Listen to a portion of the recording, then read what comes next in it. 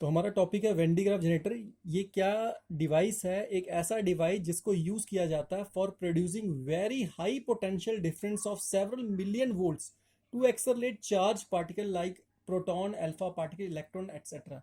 अब बात आती है भाई, एक्सरलेट करने का मतलब क्या है? एक्सरलेट मतलब चेंज इन वेलोसिटी, मीन्स उसकी आपको वेलोसिटी को बढ़ाना है।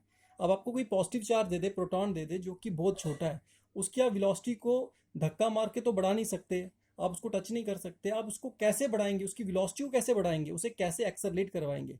आप एक तरीका अपना सकते हैं कि उसके सराउंडिंग में इतना पोटेंशियल डिफरेंस क्रिएट करवा दें लाइक चार्ज का, तो वो बाय रिपल्शन या एनर्जी देकर उसको एक्सेलरेट करवा सके। तो इस तरह ही कुछ यहाँ पर किया जाता है। तो ये डायग्राम जो यहाँ सामने दी है, इसकी डायग्राम है, और इसका जो ये पूरा फिनोमिना ये टू प्रिंसिपल्स पे बेस्ड है।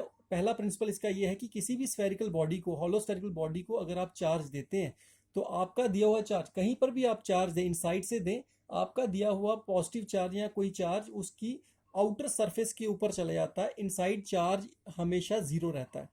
और दूसरा पॉइंट इसका क्या है, नेक्स्ट पॉइंट इसका है कि discharge takes place at sharp points of a charge conductor. इसलिए यहाँ पे शार्प पॉइंट्स रखे जाते हैं चार्ज को स्प्रे करने के लिए और चार्ज को कलेक्ट करने के लिए। तो जो मैं कॉम लाइक स्ट्रक्चर रखूंगा, ये किस लिए कि मुझे शार्प पॉइंट चाहिए, और ये जो कॉम लाइक स्ट्रक्चर जहां पर यूज किया जाता है, जैसे आप डायग्राम देख रहे हैं C1 में, जहां पे यूज किया जाता है चार्ज को स्प्रे करने के लिए, तो इसे मैं कहता हूँ स्प्रे कॉम। और जिधर इसे मुझे रिसीव करना होता है, इसे मैं कहता हूँ कलेक्टिंग कॉम। अब डायग्राम के हिसाब से हम समझ लेते हैं। यहाँ पे आप दो पिलर्स को आपको यूज करना पड़ेगा, क्योंकि मैं ये जो स्फेरिकल बॉडी है, स्फेरिकल शेल है मेरा, इसको मुझे पिलर्स की जरूरत है, इसको मुझे ऊपर रखने के लिए। तो ये जो स्फेरिकल बॉडी है, इसको मैं इन पिलर्स के ऊपर रखता हूँ, और दो पुली लेता हूँ यहाँ पर P1 और P2, जिसके ऊपर एक बेल्ट मूव करती है। ठीक है, कॉन्टिन्यूस वे में ये बेल्ट इस पे मूव करती रहती है। ये बेल्ट कुछ वैसे ही होती है जैसे रेलवे स्टेशन में आप देखते हैं मूविंग बेल्ट होती है, जिसपे आप बैग रखते हैं और आपका रखा हुआ बैग मूव करता है विद बेल्ट। वैसे ही आपकी हाई टेंशन सोर्स से दिया हुआ पॉजिटिव पोटेंशियल या पॉजिटिव चार्ज स्प्रे कॉम के जरिए जब बेल्ट पे स्प्रे होता है, तो ये जो मूविंग बेल्ट है इस चार्ज को यहां से कैरी करती हुई यहां तक पहुंचाती है। और यहाँ पे जो दूसरा कॉम लाइक स्ट्रक्चर, मतलब जो आपका कलेक्टिंग कॉम है, यहाँ से पॉजिटिव चार्ज को रिसीव करता है। और फर्स्ट प्रिंसिपल के हिसाब से ही आपने जो देखा था कि दिया हुआ कोई भी चार्ज, रिसीव किया हुआ कोई भी चार्ज आपकी आउटर शेल के ऊपर एक्यूमुलेट करना शुरू हो जाता है।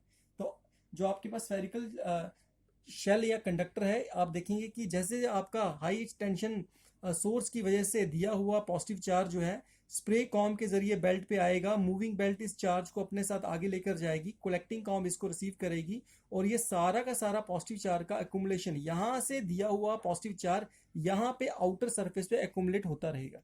अब इस तरह जब ये चार्ज एक्यूमुलेशन बढ़ती रहेगी, तो जब ज़्यादा चार्ज होगा तो एक रिस्क रहेगा कि भाई यहाँ पर लीकेज ऑफ चार्ज ना हो जाए।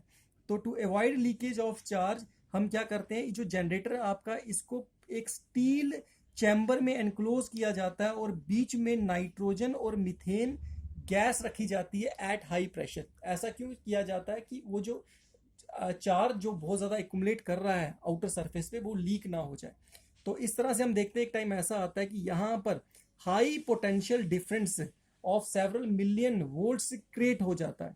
हम क्या करते हैं, अब यहाँ पे आयन सोर्स, जैसे यहाँ पे स्ट्रक्चर दिया हुआ है, इस तरह का हम एक आयन सोर्स यहाँ पे रखते हैं, और यहाँ पे सामने रखते हैं टारगेट। अब जिस भी चार्ज को मुझे टारगेट से हिट करवाना हो, उस चार्ज को यहाँ पे प्रोड्यूस किया जाता है आयन सोर्स में। जैसे मान लीजिए प्रोटॉन आ गए यहाँ पे, और यहाँ पर सेवरल मिलियन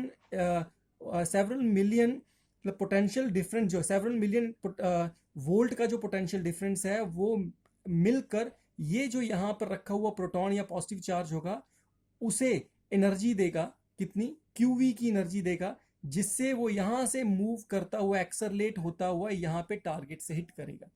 तो ये है आपकी डायग्राम, इसको इस तरह से समझा सकते हैं।